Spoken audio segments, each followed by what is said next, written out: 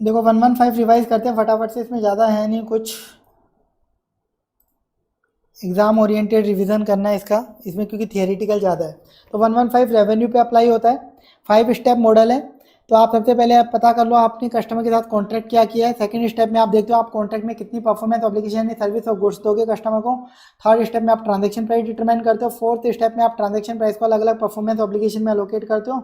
और fifth step में आप रेवेन्यू को रिकॉग्नाइज करते हो परफॉर्मेंस ऑब्लिगेशन जैसे जैसे सेटिस्फाई होती जाती है।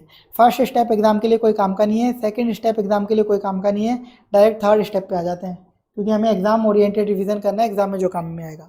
तो ट्रांजैक्शन प्राइस डिटरमाइन करना, और ये मोस्ट इंपॉर्टेंट मान लीजिए ट्रांजैक्शन प्राइस क्या होगी ये आपको पता होनी चाहिए, कैसे निकालनी है। और इसके छोटे छोटे क्वेश्चन आते हैं, 8 नंबर का क्वेश्चन आ सकता है जिसमें 2-2 नंबर के 4 केसेस दे दिए, बताओ ट्रांजैक्शन प्राइस क्या है।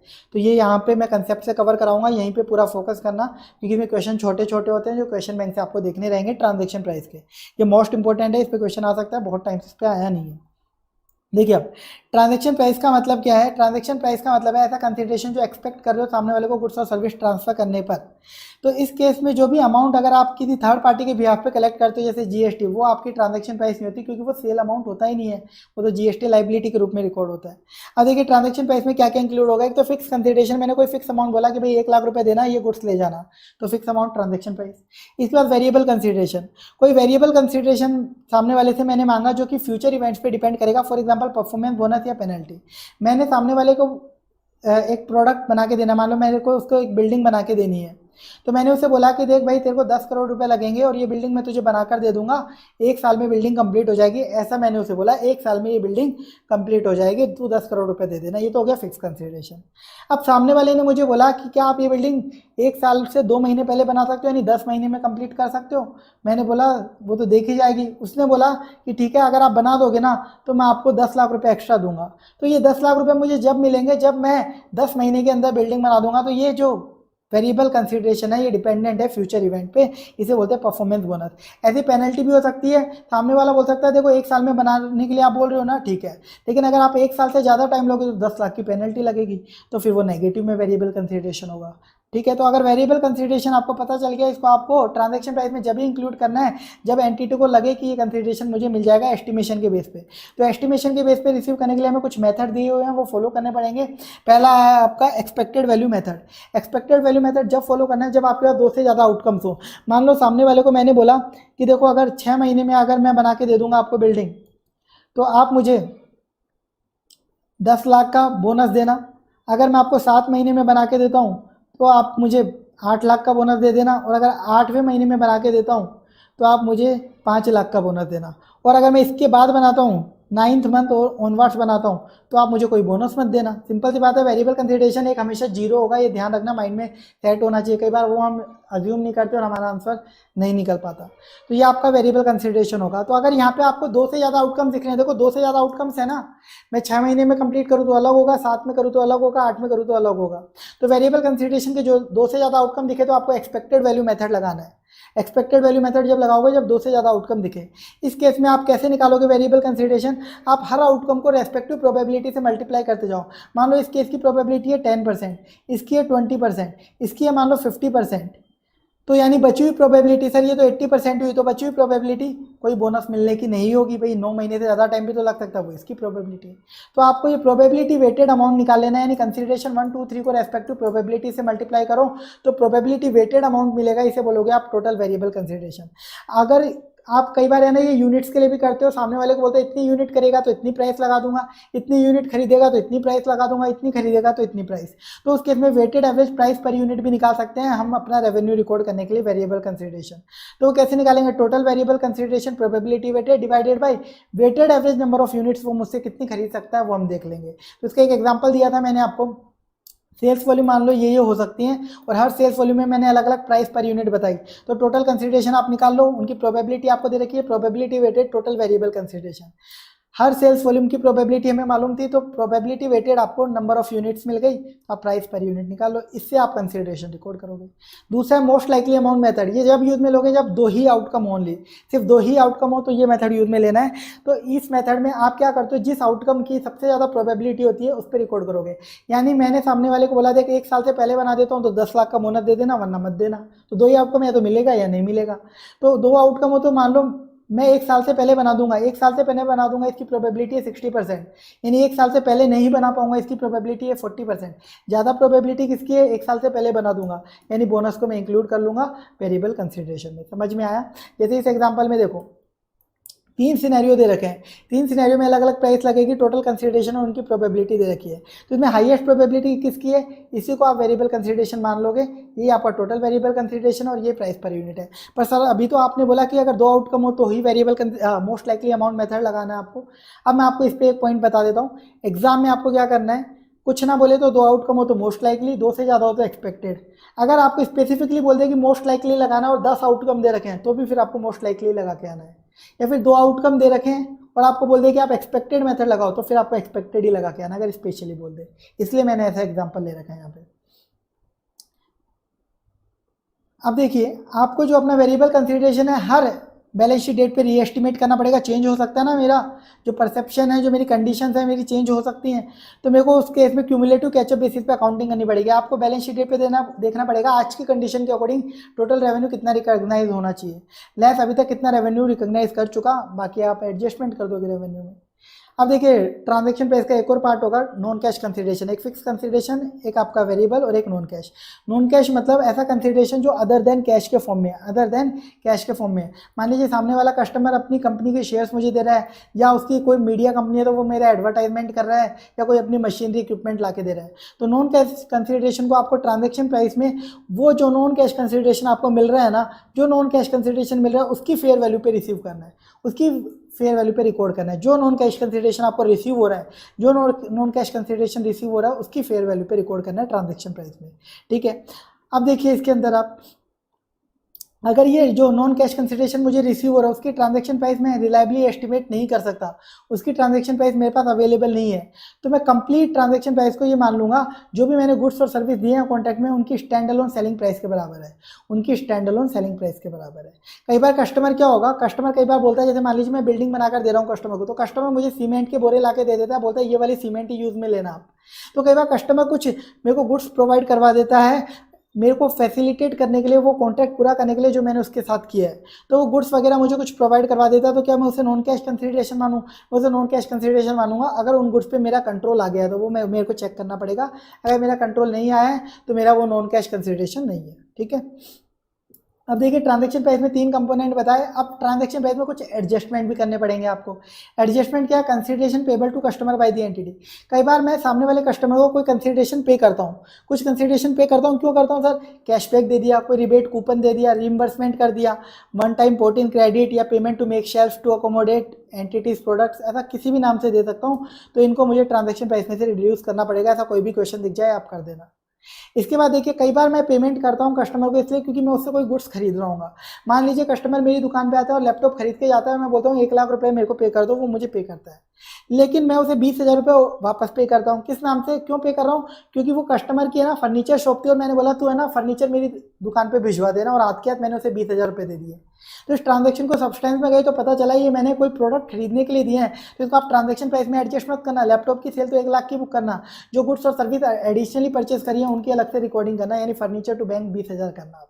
ठीक है, लेकिन अगर ऐसा हो, क्या हो, जो मैंने कंसिडरेशन पे किया वो जो गुड्स मैं ले रहा हूँ उसकी फेयर वैल्यू से ज़्यादा है। मान लो मैंने 20,000 का प्राइस पे करी, उसको 20,000 मैंने पे करे, लेकिन जो फर्नीचर वो मुझे देगा उस फर्नीचर की जो फेयर वैल्यू है ना वो 15,000 ही है, यानी 5,000 ज़्यादा दी, यानी 5,000 एक तरीके से मैंने उसको लैपटॉप पे कैशबैक दिया होगा, तो उस अमाउंट को मुझे अपनी ट्रांजैक्शन प्राइस में से एडजस्ट करना पड़ेगा, डिडक्ट करना पड़ेगा उस एक्सेस अमाउंट को।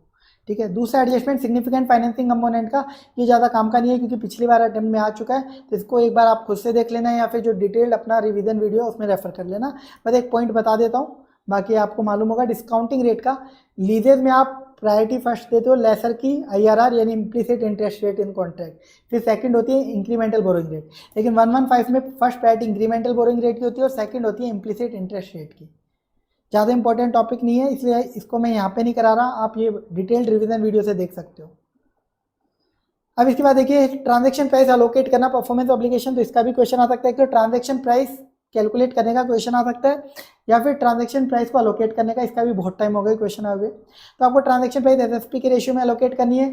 हर प्रोडक्ट की एसएसपी आप प्रायोरिटी में लोगे। सबसे पहले या तो आप उस प्रोडक्ट को किस प्राइस पे सेपरेटली बेचते हो वो एसएसपी मान लो, वो नहीं पता तो आप कॉम्पिटिटर की प्राइस उठा लो, उसको एडजस्ट कर लो, उसे एसएसपी मान लो। वो भी नहीं पता तो आप अपने प्रोडक्ट की manufacturing cost plus general margin जो रखते हो वो ले लो। वो भी नहीं पता तो रेजिडुअल अप्रोच यानी टोटल ट्रांजैक्शन प्राइस ले लो कॉन्ट्रैक्ट में, और बाकी जितने भी अदर प्रोडक्ट्स हैं उनकी standard loan selling price less कर दो। यानी रेजिडुअल अप्रोच केवल एक ही प्रोडक्ट के लिए लगाई जा सकती है, सबके लिए नहीं लग सकती।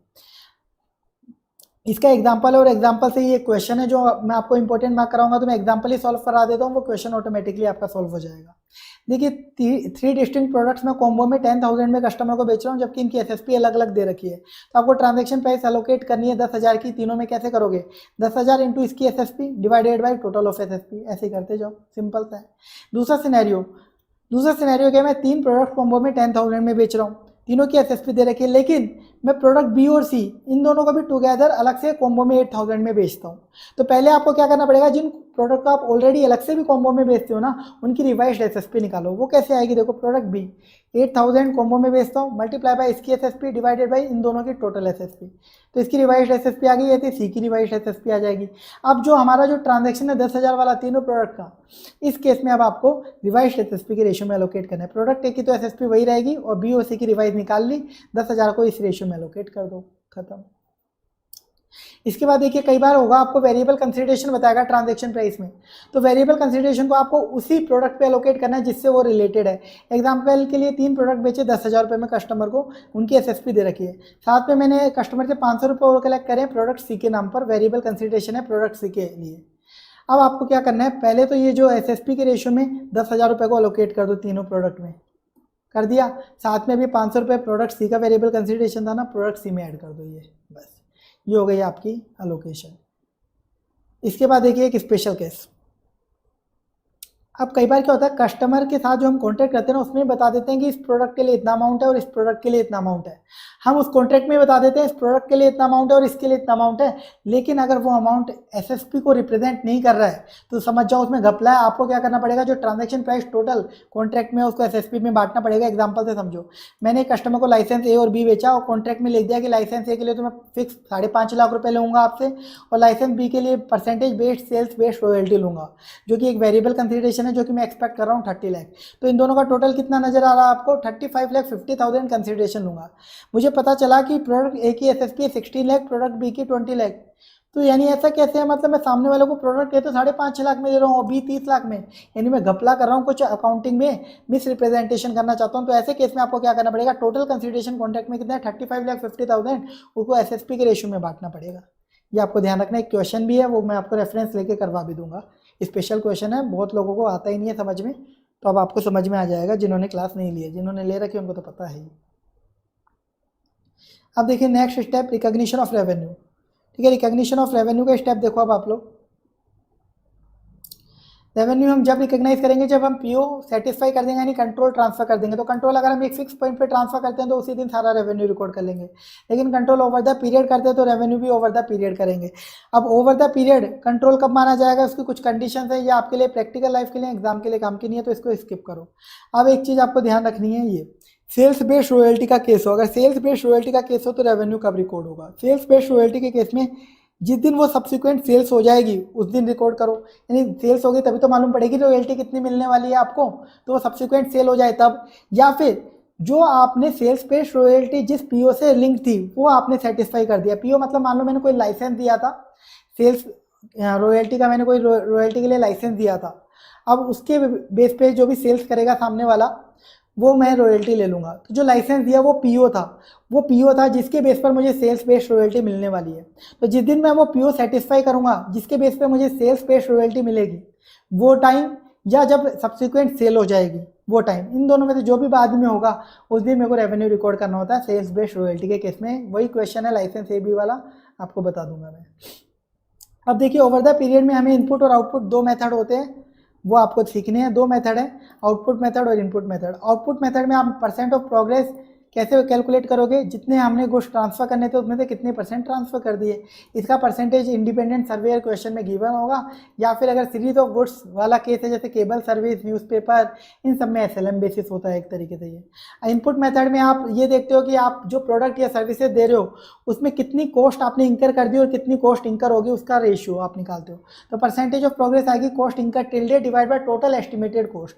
अब इसमें आपको एक चीज ध्यान रखनी है, इस फॉर्मूला में न्यूमरेटर और डिनोमिनेटर दोनों में से दो आइटम हटाने हैं। एक तो एबनॉर्मल कॉस्ट कुछ है तो वो हटा देना, और एक ऐसे आइटम की कॉस्ट जिसको आपने कस्टमर को डिलीवर कर दिया परचेज करके लेकिन अभी तक इंस्टॉल नहीं किया, जैसे कि elevator in construction of building, elevator या एयर कंडीशनर, ठीक है। ये कॉस्ट आप इसको इसमें से हटा देनी होती है क्योंकि ये आपके परसेंटेज ऑफ प्रोग्रेस को रिफ्लेक्ट नहीं करता एक बिल्डिंग की प्रोग्रेस में। ये एक तरीके से आपका एक आइटम होता है पर्टिकुलर, तो इसको आपको इसमें से हटाना है, परसेंटेज ऑफ प्रोग्रेस इससे नहीं मिलती आपको। इसके बाद देखिए अकाउंटिंग ऑफ रेवेन्यू आपको आती है। अब इसमें आपको कुछ पॉइंट्स ध्यान रखने हैं, रेवेन्यू रिलेटेड कुछ ट्रांजेक्शन होते हैं। एक तो आप जो रेवेन्यू रिकॉर्ड करोगे वो पी&एल में कितना रिकॉर्ड करोगे वो पता करना होता है। एक आपका डेटर का अमाउंट आ सकता है, या फिर अर्नड इनकम आ सकती है, ज़्यादा अमाउंट एडवांस में मिल गया तो, या फिर आप जो कॉन्ट्रैक्ट कर रहे हो रेवेन्यू का जिसमें आप सर्विस प्रोवाइड करवा रहे हो, गुड्स दे रहे हो, तो उसमें आपकी कोई कॉस्ट लगी है तो पी&एल में कैसे रिकॉर्ड करोगे कितनी, वो आपका एक कंपोनेंट हो सकता है। एक आप प्रीपेड एक्सपेंस कर सकते हो WIP सेट, वो तो एक क्वेश्चन अपना उससे रिलेटेड पॉइंट्स हैं वो मैं आपको बता रहा हूँ। तो revenue to be recognised in P and L in current period कैसे कैलकुलेट करोगे, इसके लिए सबसे पहले देखना है टिल डेट कितना रेवेन्यू टोटल रिकॉर्ड हो जाना चाहिए था। तो टोटल ट्रांजैक्शन प्राइस में से मेजर कंपोनेंट जो था ना एलिवेटर अपने एग्जांपल में, वो हटा दो, परसेंटेज ऑफ प्रोग्रेस से मल्टीप्लाई कर दो, और मेजर कंपोनेंट की जो कॉस्ट थी उसे रेवेन्यू मान के अलग से ऐड कर लो। रीजन डिटेल्ड वाले वीडियो में। अब ये आपको मिल गया टोटल अभी तक कितना रेवेन्यू रिकॉर्ड हो जाना चाहिए था, इसमें से लेस कर दो पिछले पीरियड तक आपने कितना रिकॉर्ड कर रखा है, तो आपको मिल जाएगा करंट पीरियड में कितना करना है। आपको ये पता चल गया कि अभी तक टोटल कितना रेवेन्यू रिकॉर्ड हो जाना चाहिए था, तो आपको मालूम पड़ गया कि कितना अभी तक रेवेन्यू रिकॉर्ड हो जाना चाहिए था, उसमें से आप लेस कर दो कितना पेमेंट आपको अभी तक कस्टमर से मिल गया। तो अगर ये अमाउंट पॉजिटिव आता है तो यानी आपका अमाउंट ड्यू है कस्टमर से, यानी डेटर है आपका, और अगर ये नेगेटिव आता है यानी आपको एक्स्ट्रा अमाउंट मिल गया कस्टमर से, तो ये अर्नड इनकम है। इसके बाद एक कैलकुलेशन होती है कॉस्ट कितनी रिकॉर्ड करनी चाहिए आपको करंट पीरियड में। तो पहले पता कर लो टोटल क्यूमुलेटिव कॉस्ट अभी तक कितनी रिकॉर्ड हो जानी चाहिए थी। तो टोटल एस्टिमेटेड कॉस्ट में से अबनॉर्मल कॉस्ट और मेजर कंपोनेंट की कॉस्ट हटा देना, परसेंट ऑफ प्रोग्रेस से मल्टीप्लाई करना, और अबनॉर्मल कॉस्ट और मेजर कंपोनेंट की कॉस्ट को अलग से ऐड कर देना। फिर कॉस्ट पी&एल में कितनी जाएगी, क्यूमुलेटिव कॉस्ट माइनस अभी तक कितनी रिकॉर्ड कर चुके हैं, ये पी&एल में चली जाएगी। वर्क इन प्रोग्रेस यानी WIP एसेट या प्रीपेड एक्सपेंस कैसे आएगा, अभी तक कितनी कॉस्ट इंकर कर दी माइनस कितनी कॉस्ट अभी तक हमने पी&एल में रिकॉर्ड कर ली या कितनी कर लेनी चाहिए थी। तो अभी तक हमने मान लो 10,000 खर्च कर दिया, पी&एल में तो 9,500 ही रिकॉर्ड हुए हैं, यानी 500 हमने प्रीपेड एक्सपेंस कर दिया, यानी WIP एसेट कंप्लीट। अब स्पेशल केस में sale with right of return है, ये आने के चांस नहीं है तो इसको मैं स्किप कर रहा हूँ। वारंटी आ सकता है, वारंटी का क्वेश्चन अभी तक आया नहीं। वारंटी दो तरीके की हो सकती है, एक एश्योरेंस एक सर्विस। एश्योरेंस यानी जो गवर्नमेंट की वजह से हमें वारंटी देनी होती है, इसके लिए हमें इंडेक्स 37 के अकॉर्डिंग प्रोविजन बनाना होता है, P&L to provision for warranty. लेकिन सर्विस वारंटी यानी एक्सटेंडेड वारंटी, जो कि एक सेपरेट परफॉर्मेंस ऑब्लिगेशन मानोगे और ट्रांजेक्शन प्राइस को आप अलोकेट करोगे। सिंपल सा क्वेश्चन है, कर लोगे आप। अब इसके बाद नेक्स्ट टॉपिक देखिए आप लोग, accounting of revenue in case of contract renewal option at low price is given to customer. ये जो टॉपिक है मैं आपको क्वेश्चन से ही पढ़ा दूंगा, आगे के टॉपिक जो हैं, ठीक है। एक आपको लॉयल्टी पॉइंट्स वाला पढ़ना है, डिस्काउंट वाउचर रेलिवेंट नहीं है, लॉयल्टी पॉइंट्स मोस्ट इंपॉर्टेंट है, अभी तक आया नहीं है, क्वेश्चन है बढ़िया, आ सकता है कभी भी। और ये भी आपका इंपॉर्टेंट है जो मैं ये पढ़ाऊंगा,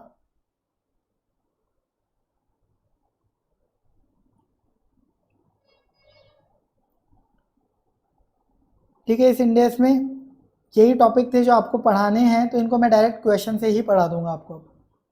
एक मॉडिफिकेशन वाला टॉपिक है तो इसको भी क्वेश्चन से देख लेंगे। तो एक बार क्वेश्चन बैंक में आ जाते हैं, क्वेश्चन से ही कराऊंगा। दो तीन टॉपिक पेंडिंग है जो अभी आपको पढ़ाने हैं, तो मैं आपको क्वेश्चन से ही करवाने वाला हूँ।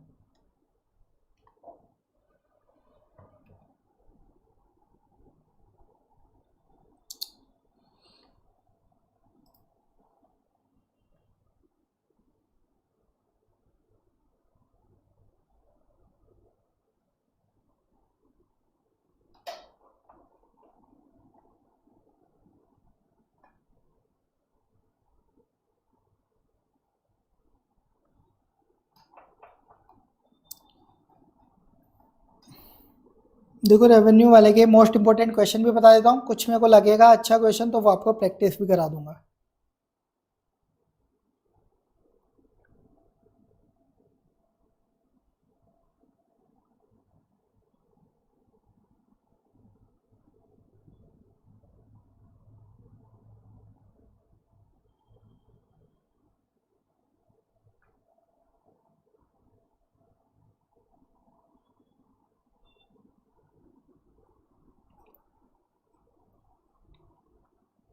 देखो ट्रांजैक्शन प्राइस से रिलेटेड जितने भी क्वेश्चन होंगे ना वो तो आप खुद से कर लेना। ट्रांजैक्शन प्राइस के छोटे छोटे क्वेश्चन होते हैं वो तो आपको देख के जाने ही जाने हैं, ये मैं आपको बोल रहा हूँ ट्रांजैक्शन प्राइस इंपॉर्टेंट है। इसके अलावा बाकी क्वेश्चन बता रहा हूँ मैं आपको, ठीक है। ट्रांजैक्शन प्राइस वाले नहीं बता रहा हूँ क्योंकि वो तो हर क्वेश्चन में थोड़ा थोड़ा पॉइंट रहता है। तो ट्रांजैक्शन प्राइस की तो एक तरीके से प्रैक्टिस करनी है, नोट्स याद रखने हैं आपको।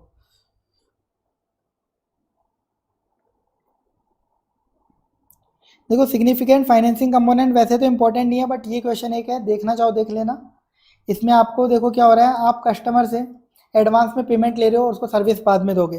तो जो एडवांस में पेमेंट लिया वो आपका earned income contract liability book हो जाता है, बैंक टू कॉन्ट्रैक्ट लाइबिलिटी। फिर उस पर आपको जो रेट आपकी कॉन्ट्रैक्ट में डिसाइडेड है, हाँ इंक्रीमेंटल बोरिंग रेट अगर अवेलेबल है तो वो, उससे आपको इंटरेस्ट चार्ज करना होता है। इंक्रीमेंटल बोरिंग रेट हमें क्वेश्चन में अवेलेबल है 6%, उससे इंटरेस्ट चार्ज करते हैं, इंटरेस्ट इनकम बुक करते हैं हम। तो इंटरेस्ट एक्सपेंस बुक करते हैं, सॉरी अपने अर्नड इनकम लाइबिलिटी को खोलना है तो एक्सपेंस बुक होगा, अमोर्टाइजेशन टेबल बना लेना। तो interest expense to contract liability opening balance ये इस पर 6% लगाओगे ये आएगा। सेकंड ईयर में फिर वापस आ जाएगा, और सेकंड ईयर एंड में हम सामने वाले को अपनी सर्विस प्रोवाइड करवा देंगे तो आपकी अर्नड इनकम से वो रेवेन्यू सेल्स में चला जाएगा। ये क्वेश्चन था, ये डायरेक्ट यहीं पे मैंने बता दिया थोड़ा सा।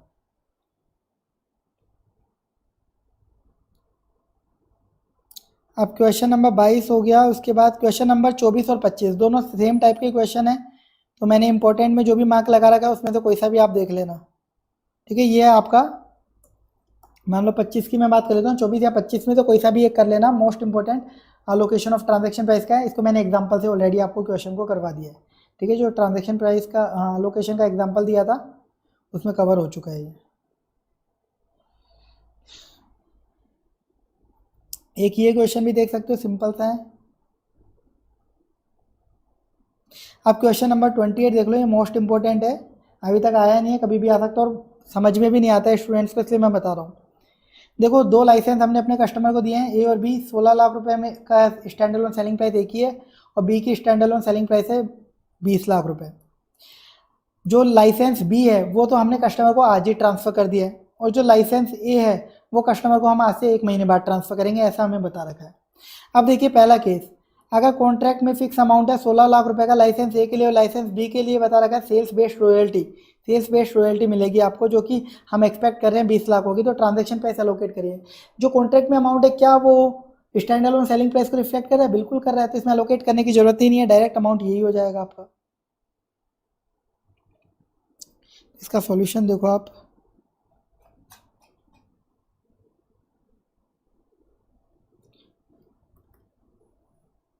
देखो पहले वाले केस में ये आपकी एसएसपी और यही अमाउंट कॉन्ट्रैक्ट में लिखा हुआ है तो कोई दिक्कत नहीं है, बस आपको रेवेन्यू का भी रिकॉग्नाइज करना है वो बता दोगे। तो लाइसेंस ए को तो आप 1 महीने बाद ट्रांसफर करोगे, तो जब ट्रांसफर करोगे तभी रेवेन्यू रिकॉर्ड करना, यही तो होता है ना कंट्रोल, जब ट्रांसफर करोगे। और लाइसेंस बी का 20 लाख कब रिकॉर्ड करोगे? लाइसेंस बी का 20 लाख देखो, अब इसके लिए कंडीशन मैंने बताई थी, सेल्स बेस्ड रॉयल्टी वाला है लाइसेंस बी लिखा हुआ है क्वेश्चन में। तो उसके लिए या तो जब सब्सिक्वेंट सेल हो जाए या जिस पीओ से रिलेटेड अपने को सेल्स बेस्ड रॉयल्टी मिल रहा है वो हमने सेटिस्फाई कर दिया। पीओ क्या था? लाइसेंस देना। लाइसेंस तो हम ट्रांसफर कर चुके हैं ना, लाइसेंस बी के लिए बोला हुआ है कि हम ऑलरेडी ट्रांसफर कर चुके हैं। देखो लाइसेंस बी हमने इंसेप्शन पे ट्रांसफर कर दिया, यानी पीओ तो सेटिस्फाई कर दिया हमने, पीओ सेटिस्फाई कर दिया, लेकिन सब्सिक्वेंट सेल अभी हुई नहीं है।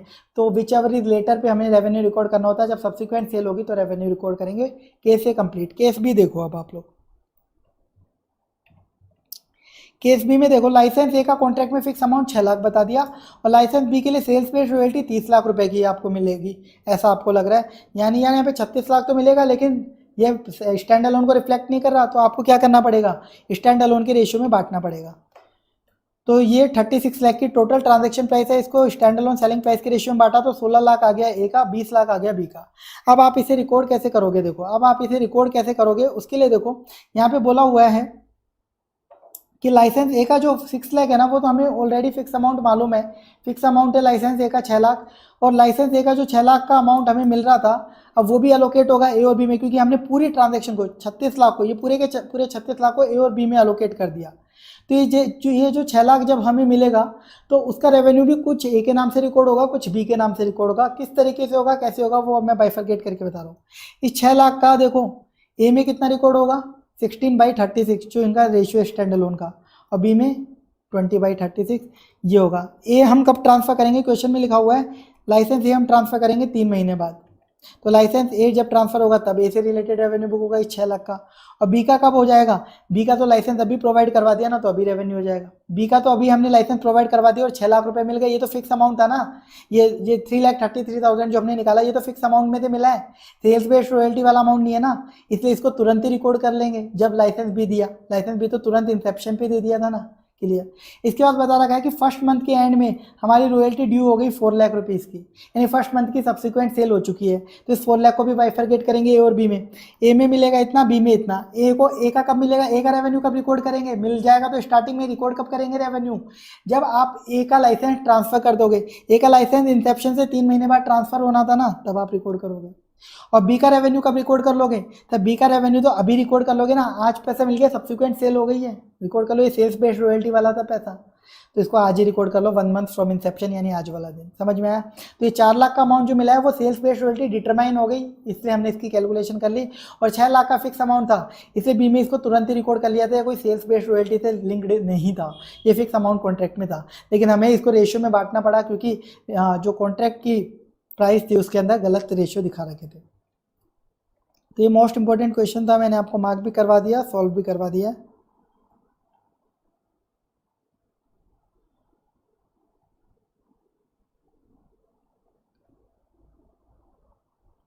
ये क्वेश्चन 32 भी इंपॉर्टेंट है। इस टाइप का क्वेश्चन बस एक बार ही आया, फिर आया नहीं है, सिंपल सा क्वेश्चन है।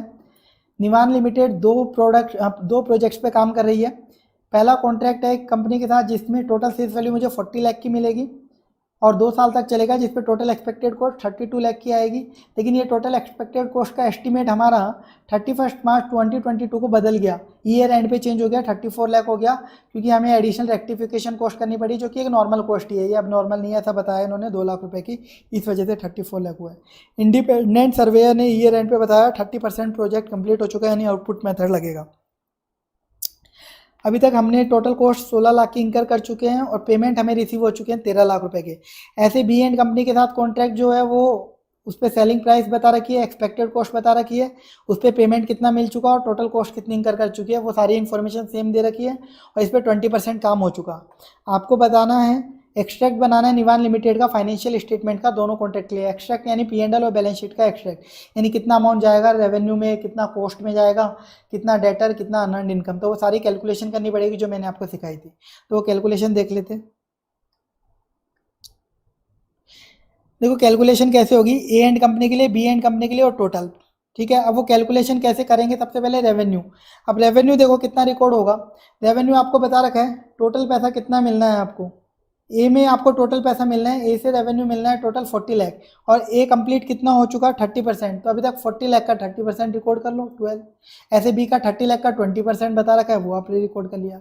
फिर कॉस्ट देखो कितनी रिकॉर्ड हो जानी चाहिए, ए पे टोटल एस्टिमेटेड कॉस्ट कितनी हो गई 34 लाख, ये लेंगे कितना परसेंटेज 30%, ये कर लिया। और बी की कॉस्ट का 20% टोटल एस्टिमेटेड कॉस्ट का, तो इससे आपको प्रॉफिट मिल जाएगा दोनों का, टोटल प्रॉफिट निकाल दिया। अब आप अपन निकाल सकते हैं अमाउंट ड्यू फ्रॉम कस्टमर या ड्यू टू कस्टमर, यानी अनअर्न्ड इनकम या फिर डेटर।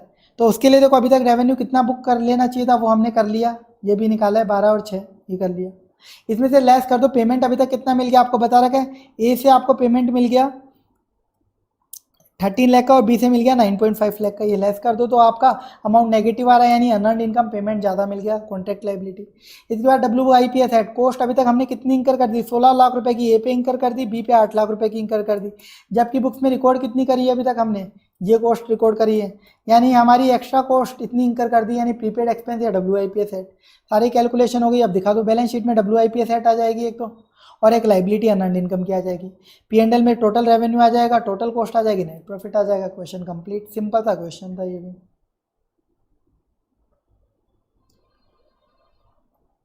अब देखिए आगे,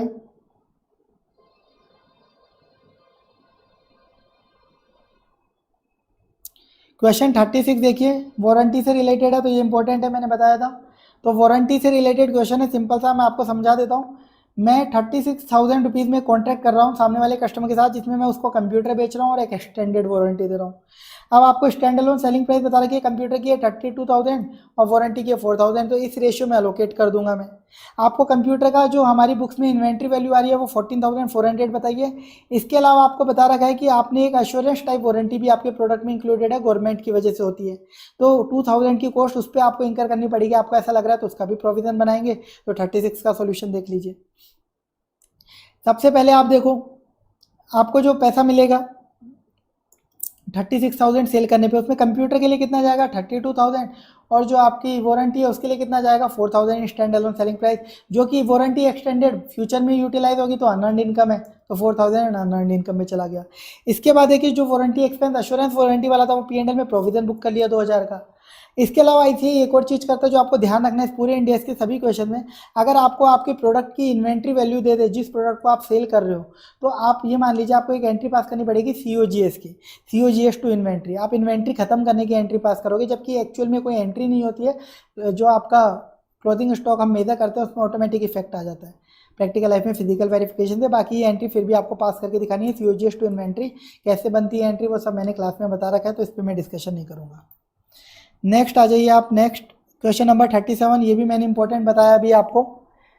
जब आप कस्टमर को एक रिन्यूअल ऑप्शन देते हो, आप कस्टमर को बोलते हो कि मान लीजिए मैं जिम की मेंबरशिप बेच रहा हूँ और बोल रहा हूँ कि आप सेकंड ईयर की रिन्यू कराओगे तो आपको डिस्काउंट दे देंगे, थर्ड ईयर की रिन्यू कराओगे तो इतनी रेट पे दे देंगे। तो ये होता है रिन्यूअल ऑप्शन, आप देते हो कस्टमर को लेस रेट पे। अगर डिस्काउंट नहीं दो तो कोई मतलब नहीं है, लेकिन डिस्काउंट पे अगर आप रिन्यूअल ऑप्शन दे रहे हो तो उसकी अकाउंटिंग कैसे करोगे। देखो, मैं जिम मेंबरशिप बेचता हूँ 7500 की एक साल की 100 कस्टमर को, और ऑप्शन दे रखा है मैंने रिन्यू करने का। मैंने बोला सेकंड और थर्ड ईयर के लिए रिन्यू कराओगे ना तो 6,000 रुपये पर ईयर के चार्ज करूंगा फिर आपसे सेकंड और थर्ड ईयर में।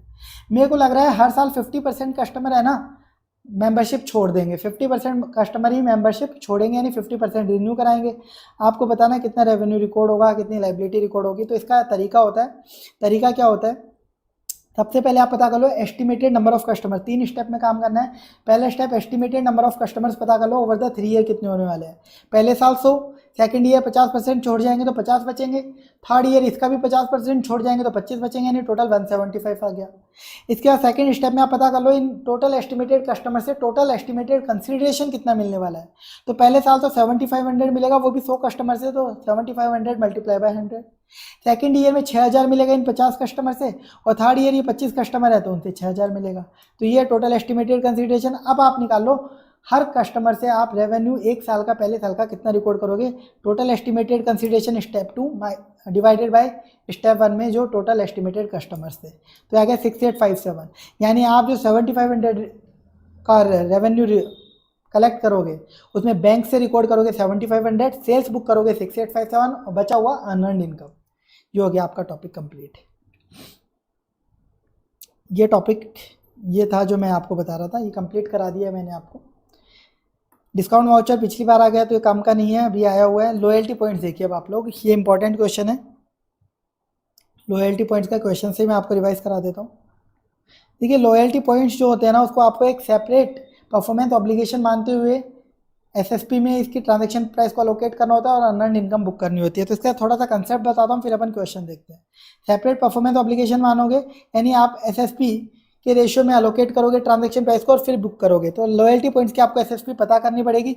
लॉयल्टी पॉइंट्स की एसएसपी कैसे पता करोगे, सेल्स अमाउंट मल्टीप्लाई बाय 1 रुपये की सेल पे आप कितना पॉइंट्स दे रहे हो और 1 पॉइंट की वैल्यू कितनी है, तो एसएसपी मिल जाएगी। जो ट्रांजैक्शन प्राइस आपकी प्रोडक्ट पे अलोकेट होगी वो रेवेन्यू बुक होगी, जो लॉयल्टी पॉइंट्स पे अलोकेट होगी उसे आप contract liability unearned income book करोगे। फ्यूचर में जब कस्टमर उन लॉयल्टी पॉइंट्स को रिडीम करा लेगा या वो लॉयल्टी पॉइंट्स एक्सपायर हो जाएंगे तो उस अमाउंट को आप कॉन्ट्रैक्ट लायबिलिटी से निकाल के रेवेन्यू में डाल दोगे। At year end, year end पे आपको एक चीज़ और ध्यान रखनी है। हमें लग रहा है कि हमारे जितने लॉयल्टी पॉइंट्स हमने दिए हैं उसमें तो ओनली 80% ही, सपोज ऐसा बोला हुआ है 80% ही कस्टमर रिडीम करेगा, तो हम ये मानेंगे जीरो टाइम पे जो हमने लॉयल्टी पॉइंट्स की लायबिलिटी रिकॉर्ड करी होगी ना टोटल लॉयल्टी पॉइंट्स पे, वो 80% को ही रिफ्लेक्ट कर रही थी। ऐसा अज्यूम करके हम क्वेश्चन सॉल्व करते हैं। आईसीआई के क्वेश्चन में ये एक स्पेशल पॉइंट है, तो वो देखो मैं आपको इस क्वेश्चन से बता देता हूँ। केके लिमिटेड एक डिपार्टमेंटल स्टोर चलाता है, वो 10 पॉइंट्स देता है हर 500 रुपये की परचेज के ऊपर अपने कस्टमर्स को, और ये विदिन 3 ईयर्स कस्टमर को लॉयल्टी पॉइंट्स यूज़ में लेने हैं, 3 साल के बाद काम के नहीं है। ईच पॉइंट की वैल्यू है 0.50। 2019-20 में ये जो कंपनी है इसने 1 करोड़ लॉयल्टी पॉइंट्स अपने कस्टमर्स को दिए, इसमें से 18 लाख पॉइंट्स रिमेन अनडिस्काउंटेड, यानी फर्स्ट ईयर के एंड आते आते फर्स्ट ईयर एंड में 18 लाख पॉइंट्स अनडिस्काउंटेड रह गए, बाकी 82 लाख लोगों ने डिस्काउंट करा लिए। मैनेजमेंट को लग रहा है इस 18 लाख में से 80% पॉइंट्स ही ऐसे हैं जो कि फ्यूचर में डिस्काउंट होंगे, ऐसे आपको डिटेल दे रखी है। कुछ और इन्फॉर्मेशन है, जनरल एंट्री पास करनी है। पहला सिनेरियो, आप कैसे रिकॉर्ड करोगे सेल ऑफ गुड्स को? अगर 10 लाख रुपए की आपने सेल करी है एक पर्टिकुलर डे पे, तो कैसे करोगे? देखो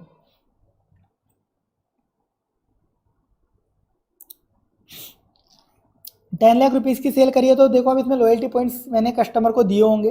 अब वो लॉयल्टी पॉइंट्स की एसएसपी कितनी होगी इन 10 लाख के अंदर, वो देख लो। 10 लाख की मैंने सेल करी है, मल्टीप्लाई बाय 500 रुपये की सेल पे मैं 10 पॉइंट्स देता हूँ, ऐसा क्वेश्चन में लिखा हुआ है।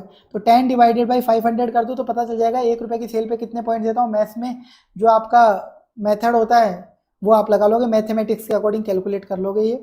और मल्टीप्लाई बाय एक पॉइंट की वैल्यू कितनी है? 0.5 रुपीज़ के बराबर, ये आपको बताया हुआ है। तो यानी जो लॉयल्टी पॉइंट्स की एसएसपी है वो 10,000 है, यानी 10,000 रुपीज़ जो हमने बेचा है कस्टमर को गुड्स, उसको आप अलोकेट करोगे 10 लाख डिवाइडेड बाई 10 लाख 10,000 में, ये तो गुड्स में अलोकेट हो जाएगा। और 10,000 डिवाइडेड बाई 10 लाख 10,000 ये आपका लॉयल्टी पॉइंट्स का अमाउंट आ गया। एंट्री होगी बैंक 10 लाख टू सेल्स इतना, लॉयल्टी पॉइंट्स की लाइबिलिटी आप रिकॉर्ड कर लोगे अर्नड इनकम इतना। फर्स्ट पार्ट कंप्लीट हो चुका है, इसमें कुछ था नहीं। सेकंड पार्ट देखो आप, 2019-20 में जो रिडम्पशन ट्रांजैक्शन होगा, जो कस्टमर रिडीम करवाएंगे लॉयल्टी पॉइंट्स, उससे कैसे रिकॉर्ड करोगे आप? कंपनी ने आपको रिक्वेस्ट करी कि आप उसकी सेल ऑफ गुड्स और रिडम्पशन की अलग अलग इंडिपेंडेंट एंट्री पास करो। Total sales of the entity 5,000 lakh हुई है। तो 2019-20 की इन्फॉर्मेशन दे रखी थी, कितने पॉइंट्स थे, सेल ऑफ गुड्स कितने हुए हैं वो भी आपको बता रखा है। तो वापस कैलकुलेट कर लेते हैं हम। देखो सेल हुई है हमारी 5,000 लैक्स की, 5,000 लैक्स यानी 50 करोड़ रुपीज़ की। तो सेल ऑफ गुड्स 50 करोड़ की हुई है, तो लॉयल्टी पॉइंट्स की आप एसएसपी निकाल सकते हो। अब गुड्स में कितना अमाउंट जाएगा? 50 crore multiply by 50 crore divided by loyalty points की एसएसपी कितनी है थी? 50 लाख, यानी 50 करोड़ प्लस 50 लाख। ऐसे लॉयल्टी पॉइंट्स में अमाउंट जाएगा 50 crore multiply by 50 lakh divided by 50 crore 50 lakh. तो सेल की एंट्री क्या होगी? बैंक 50 करोड़ टू सेल्स, ये अमाउंट आ जाएगा, और लॉयल्टी पॉइंट्स में ये वाला अमाउंट आ जाएगा आपका। ये एंट्री होगी सेल्स की। अब आपको बोला है जो आप लॉयल्टी पॉइंट्स रिडीम हुए हैं ड्यूरिंग द ईयर, उसकी एंट्री कैसे पास करोगे? तो अब उसके लिए आपको थोड़ा सा ध्यान से करना, आप सुन लीजिए, बस यही एक स्पेशल पॉइंट है और कुछ नहीं है इस क्वेश्चन में। लॉयल्टी पॉइंट्स की लाइबिलिटी हमने इतनी रिकॉर्ड करी थी, ठीक है। अब इसमें से देखो क्या हुआ, लॉयल्टी पॉइंट्स ईयर एंड तक कितने रिडीम आपको लग रहा है कि टोटल होंगे कितने? 18 लाख पॉइंट्स रिमेन अनडिस्काउंटेड, यानी 82 लाख तो हो गए। तो यानी 1 करोड़ में से 18 लाख हटा दो तो 82 लाख तो हैं, प्लस जो 18 लाख पॉइंट्स हैं, जो 18 लाख पॉइंट्स हैं हमारे, इसमें से 80% ही फ्यूचर में डिस्काउंट हो पाएंगे। तो इसका 18% क्या है? यानी ये टोटल आ गए 96,40,000 पॉइंट्स। तो हम मान लेंगे जो हमने ये लाइबिलिटी रिकॉर्ड करी थी ना जीरो टाइम पे, ये हम फर्स्ट ईयर एंड पे मान लेंगे कि 96,40,000 पॉइंट्स के लिए थी। यानी जो पॉइंट्स आपके रिडीम हो गए प्लस जो आपको लग रहा है रिमेनिंग पॉइंट में से रिडीम होंगे, उनका टोटल, उन टोटल को ही आप कंसीडर करके मानोगे ये लाइबिलिटी केवल इतने पॉइंट्स के लिए ही थी। वरना एक्चुअल में तो टोटल 1 करोड़ पॉइंट्स थे ना, आप इतनों के लिए अज्यूम करके चलोगे। समझ में आया? अब आगे देखिए अब आपको कैसे कैलकुलेशन करनी है। Loyalty points liability transfer to revenue कितनी करोगे अब ड्यूरिंग द ईयर? अब ड्यूरिंग द ईयर देखो आपने कितने लॉयल्टी पॉइंट्स ट्रांसफर कर दिए? 1 करोड़ में से 18 लाख अनडिस्काउंटेड, यानी 82 लाख डिस्काउंट हो गए। तो ये लाइबिलिटी थी 96,40,000 की, 82 लाख हो गए, तो 82 लाख की लाइबिलिटी रेवेन्यू में डाल दें, इतनी लाइबिलिटी रेवेन्यू में डाल दो, खत्म। सिंपल सा था एकदम। अब थर्ड सिनेरियो देखो, डेफर्ड रेवेन्यू कितना रिकॉग्नाइज करोगे 2019-20 में, वही फर्स्ट ईयर एंड में, अगर 80% पॉइंट्स ही आपके फ्यूचर में रिडीम होंगे बचे हुए में से। तो डेफर्ड रेवेन्यू यानी क्या? आपका लाइबिलिटी इतनी हमने रिकॉर्ड करी थी, इसमें से इतनी हमने रेवेन्यू में ट्रांसफर कर दी, तो बची हुई लाइबिलिटी आपकी डेफर्ड रेवेन्यू है, अर्नड इनकम है। अर्नड इनकम का बैलेंस पूछा है एक तरीके से। फोर्थ आपसे पूछा है नेक्स्ट ईयर में अगर 60% पॉइंट डिस्काउंट हो गए और बैलेंस 40% अभी भी अनडिस्काउंटेड है, तो बताओ डेफर्ड रेवेन्यू कितना रहेगा, और मतलब कितना अमाउंट आपने रेवेन्यू में ट्रांसफर कर दिया और कितना डेफर्ड रेवेन्यू बचेगा। तो नेक्स्ट ईयर में हमने 60% पॉइंट्स यूटिलाइज कर लिए, बाकी कितने थे? 18 लाख का 60% यानी 10,80,000 पॉइंट्स यूटिलाइज कर लिए। तो हमारी बुक्स में ये जो लाइबिलिटी आ रही थी, बची हुई लाइबिलिटी 739,493, ये कितने पॉइंट्स की थी? टोटल देखो जो स्टार्टिंग की लाइबिलिटी थी 96,40,000 पॉइंट्स की थी, इसमें से 82 लाख पॉइंट्स की हमने रेवेन्यू में डाल दिया था। तो बची हुई लाइबिलिटी कितने पॉइंट्स की होगी? 14,40,000। तो ये 14,40,000, जिसमें से 18 लाख का 60% इतने पॉइंट्स रिडीम हो चुके हैं, 10,80,000, तो इतने की लाइबिलिटी आप रेवेन्यू में डाल दो। या फिर आप टोटल स्टार्टिंग का अमाउंट उठा लो, डिवाइड बाई ये 96,40,000 की थी, अभी तक टोटल कितने पॉइंट्स हो गए? 82 लाख पहले के और करंट ईयर के इतने, तो अभी तक इतना आपका लाइबिलिटी रेवेन्यू में चली जानी चाहिए थी। पिछली बार कितनी गई? तो यानी करंट ईयर में इतने डालोगे। कैसे भी कैलकुलेट कर लो, अमाउंट सेव आएगा। तो ये आपका लाइबिलिटी से रेवेन्यू में चला गया और बचा हुआ अमाउंट आपका वही अनअर्न्ड इनकम हो गया। लास्ट ईयर में देखो कितना रेवेन्यू आप रिकवर करोगे अगर 3 लाख पॉइंट्स रिडीम हुए हैं। ये लास्ट ईयर है और ये थर्ड ईयर है। थर्ड ईयर में वैसे भी पॉइंट्स एक्सपायर हो जाएंगे अगर कस्टमर रिडीम नहीं कर पाएगा, तो आपको सारा जो लाइबिलिटी में से पैसा है वो रेवेन्यू में ट्रांसफर कर देना है लास्ट ईयर में, चाहे कस्टमर रिडीम कराए नहीं कराए, क्योंकि पॉइंट्स एक्सपायर ही हो जाएंगे ना, तो पूरा का पूरा हमारा रेवेन्यू बन गया। तो लास्ट ईयर में पूरा रेवेन्यू बन जाएगा। इसी के साथ ये टॉपिक और ये क्वेश्चन मैंने आपको कंप्लीट करा दिया है लॉयल्टी पॉइंट्स का। बहुत इंपॉर्टेंट रहता है ये, और इस पर अभी तक आईसीए ने पता नहीं क्वेश्चन क्यों नहीं पूछा। तो ये मोस्ट इंपॉर्टेंट था, मैंने आपको बता दिया।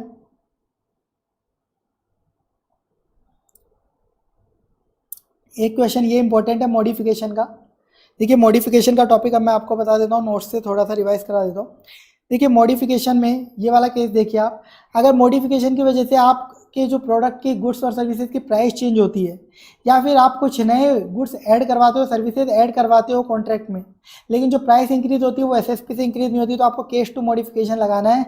और आपकी जो ओल्ड कॉन्ट्रैक्ट आप ये मानोगे ओल्ड कॉन्ट्रैक्ट टर्मिनेट हो चुका है और नया कॉन्ट्रैक्ट क्रिएट हुआ है, यानी जो रिमेनिंग गुड्स और सर्विसेज का जो कंसिडरेशन है आप उसको रिमेनिंग पीरियड में रेवेन्यू बुक करोगे। अभी एग्जांपल से आपको दिखा देता हूँ। अगर आपका मॉडिफिकेशन इस तरीके का है जिसमें आपका कंस्ट्रक्शन का काम था और लेबर और सब आपको लग रहा है इंक्रीज होंगे, या कोई अदर केस है मॉडिफिकेशन का, तो आप इसे एग्जिस्टिंग पार्ट ऑफ कॉन्ट्रैक्ट मान लीजिए, यानी आपको क्या करना है रेवेन्यू को क्यूमुलेटिव कैचअप बेसिस से एडजस्ट करना है। तो ये वाला क्वेश्चन देखिए, मैंने कस्टमर के साथ एक कॉन्ट्रैक्ट किया हुआ था सर्विस का 4,50,000 1,50,000 पर ईयर, 3 साल की सर्विस देनी थी मुझे। ठीक है, अब 1 साल की सर्विस की स्टैंड अलोन सेलिंग प्राइस भी 1.5 लाख है। इसके बाद देखो at the beginning of third year, यानी 2 साल की सर्विस दे चुका थर्ड ईयर में, मैंने थर्ड ईयर की जो फ़ी है वो रिड्यूस कर दी 120, यानी case two modification, price change हो रही है। और मैंने कॉन्ट्रैक्ट को और एक्सटेंड कर दिया नेक्स्ट 3 ईयर्स के लिए ₹1 लाख पर ईयर के अकॉर्डिंग। तो यानी मैं एडिशनल सर्विस ऐड कर रहा हूँ, लेकिन क्या स्टैंड अलोन से हो रही है? स्टैंड अलोन प्राइस तो 1,50,000 थी, नहीं, तो यानी ये भी केस बी मॉडिफिकेशन। तो ये पूरा केस बी मॉडिफिकेशन है, यानी अब आपका जो रिमेनिंग गुड्स और सर्विसेज का जितना भी रेवेन्यू है उसको रिमेनिंग पीरियड में ओवर द पीरियड रिकॉर्ड करना पड़ेगा। यहाँ पे देखो स्टैंड अलोन सेलिंग प्राइस बताइए ना, रिमेनिंग ईयर की भी अब नई स्टैंड अलोन भी बताइए 120, उससे भी मैच नहीं हो रहा। अब रेवेन्यू कैसे रिकॉर्ड करोगे? सिंपल सा है, आप टोटल रिमेनिंग कंसिडरेशन कितना बाकी है, एक तो थर्ड ईयर का और आगे आने वाले 3 साल का, यानी ये टोटल 4,20,000 कितने साल में मिलेगा? 4 साल में, यानी डिवाइड बाय 4, यानी 1,05,000 आपको हर साल रिकॉर्ड करना है। बस ये इसका सॉल्यूशन था, ये आपका इंपॉर्टेंट था। ऐसे ये केस 3 मॉडिफिकेशन है, ये आप देख लेना, सिंपल सा है, इसमें आपको क्यूमुलेटिव कैचअप बेसिस लगाना है तो कोई दिक्कत आएगी नहीं।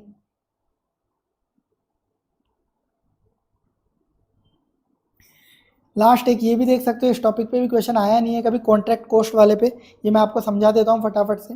देखिए जब हम रेवेन्यू की बात करते हैं तो हमारे खर्चे भी होते हैं। खर्चे 2 तरीके के हो सकते हैं, कॉन्ट्रैक्ट एक्वायर करने के और फुलफिल करने के।